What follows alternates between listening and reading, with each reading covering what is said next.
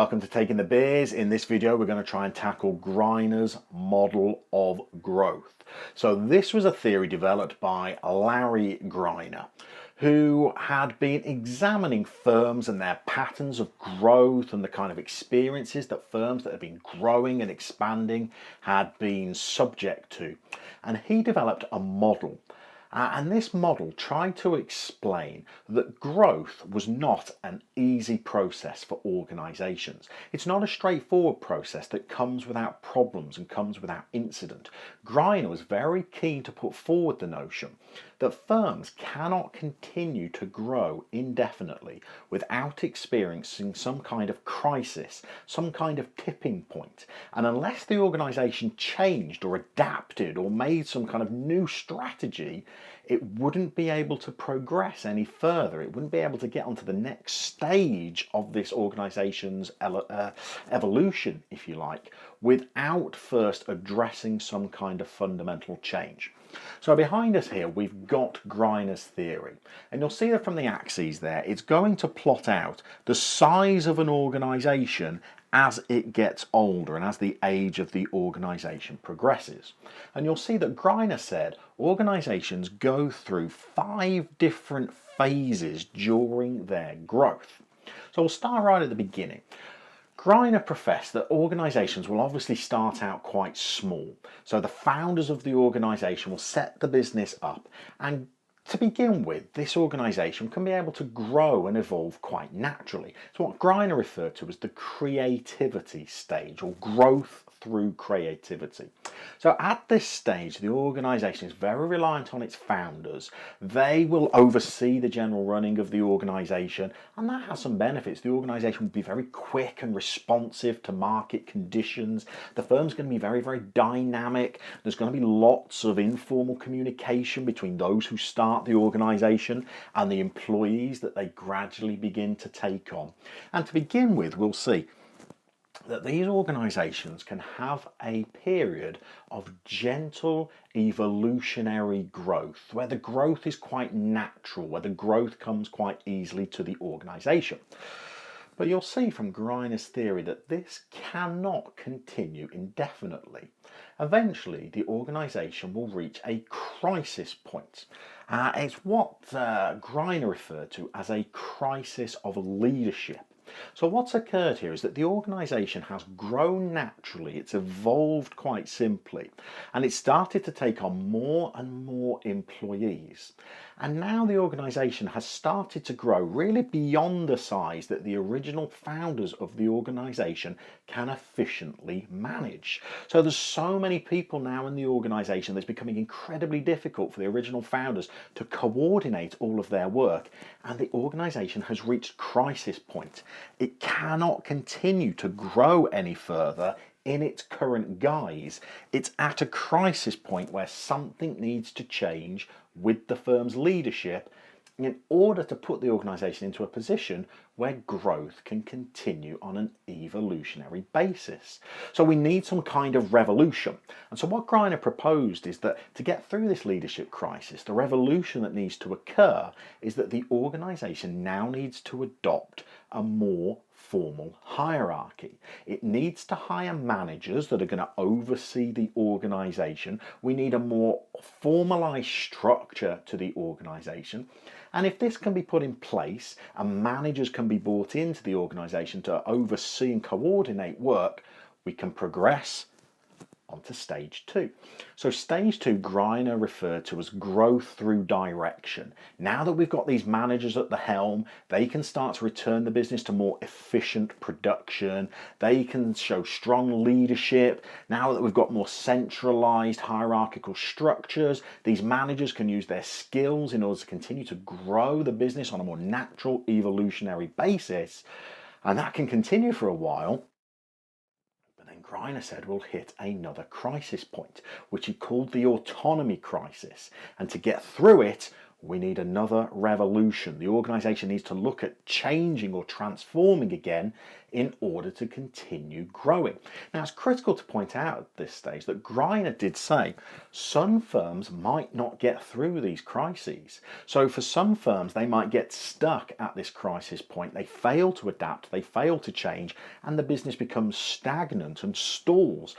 Greiner even went further than this. He said some businesses might even end up failing at this point because of their inability to deal with this crisis and to evolve and to change and to move on to another stage of growth.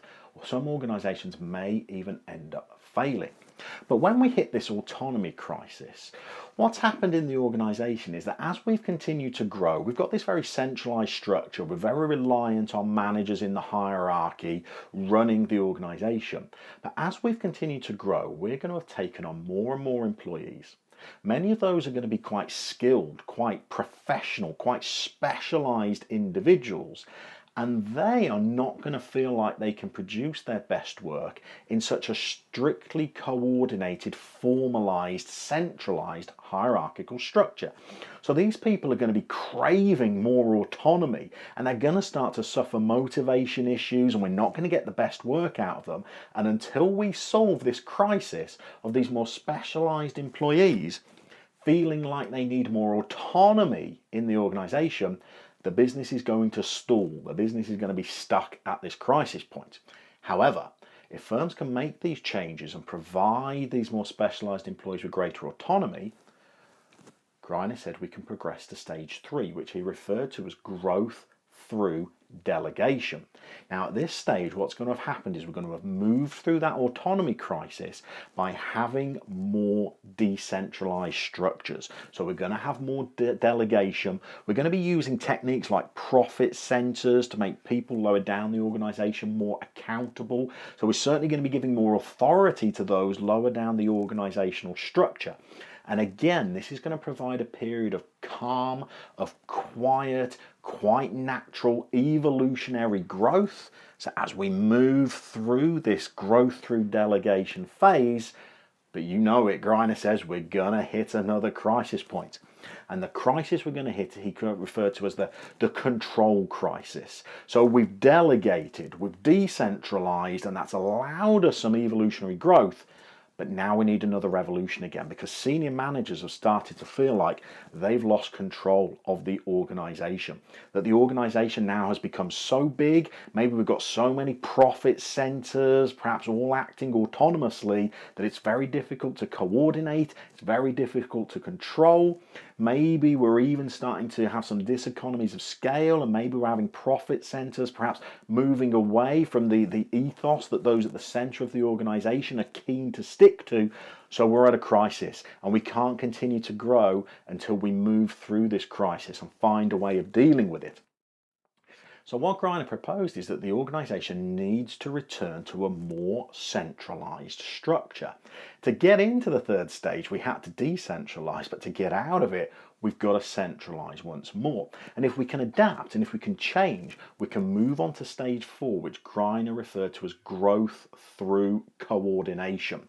So now we're going to merge. Our decentralized units are going to perhaps join together so that we've got less areas of the business to try and coordinate. Maybe we join some of our profit centers together when we merge them in together, so we're harmonizing the business's organization a little bit. One thing we're really going to do is we're going to place a lot greater emphasis on having a centralized head office that are going to determine policies and procedures that all of our different satellites have got to try and stick to and work towards. So we're going to have more direction from the center now, because our organization is growing pretty large by this time, and so we've got to try and coordinate it in some way. We've got to try and make sure that we're harmonizing our procedures, and a strong head office is one way to do that. And so if we can achieve this, we'll move into this 4th stage. We'll have this next period of calm evolutionary growth until it's crisis time. So we hit another point where we need a revolution. It's what Greiner called the red tape crisis. And so really what we've got here is we're a victim of the procedures that we'd put in place in order to facilitate stage 4. So we started to centralize things, we started to rely on head offices, we started to try and coordinate work more centrally again, and that's created a bureaucratic structure very heavily reliant on centralized procedures and policies, and that's created our next crisis. And we can't break through that until we have another period of revolution, more change. So our organizations become over bureaucratic, it's become unresponsive. We've got head office becoming frustrated because profit centers or satellites of the organization, subsidiaries, are not carrying out the instructions that head office have decreed. By the same token, we've got profit centers or branches or localized sections of the business feeling like they're not being listened to, that they are not flexible enough to meet the needs of local customers, and so they're blaming each other for being stuck at this point of crisis. And so we need change again. And so Greiner said, in order to get into the 5th stage of growth, which he referred to as the collaboration stage, we're going to have another revolution. We're going to have to inject more flexibility back into the organization again. So we're going to have to invest in more staff participation. We're going to have to put a renewed focus on innovation. We're going to have to put a new focus on team working. And if we can improve the flexibility of the organization, then we might be able to have another period of evolutionary growth. So we move into stage 5, but Greiner said once more, organizations are going to hit another crisis point. Now in stage 5, we're going to hit this crisis point, which is called the growth crisis. And essentially what's going to happen at this stage is the organization has become very, very big, and the organization is very, very mature by this point. And we have reached a point where we really can't grow organically an awful lot more. So there's not really the potential to add new products to our portfolio. The potential to try and expand naturally is quite limited.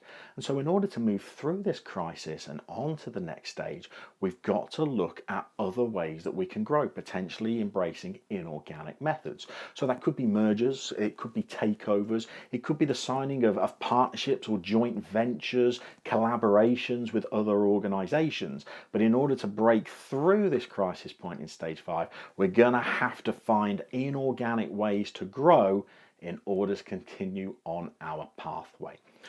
So Greiner's theory does get heavily criticised. Many academics have found it a very, very oversimplified way of explaining an organisation's pathway to growth. And other academics have criticised the fact that this really is a difficult model to try and translate to the real world. Very difficult to see where real organisations might be on Greiner's pathway. It's very difficult because in the real world, there's examples of organisations that have missed out stages of Greiner's model, that have jumped from one stage to the next, or there is examples of organisations that haven't been through a certain crisis in order to progress to the next stage. And so this really is a model that is criticised when people try to translate it to real world events. But it has one very crucial usage. Greiner's model teaches organisations that growth is not necessarily straightforward, that growth involves crisis, and that growth can even spell failure for organisations. And if a business is unable to move through one of these periods of crisis that's come about as a result of growth, the business can end up even failing.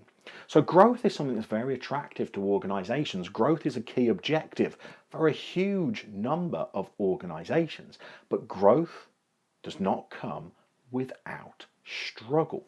Growth creates problems, growth creates difficulties, and Greiner's model teaches us that we need to acknowledge that growth can be difficult. We need to acknowledge that growth might need change, that growth might need some kind of revolution in the organisation.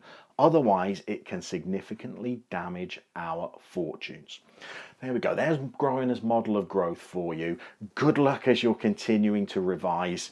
Keep on taking the biz as always. We'll see you very soon.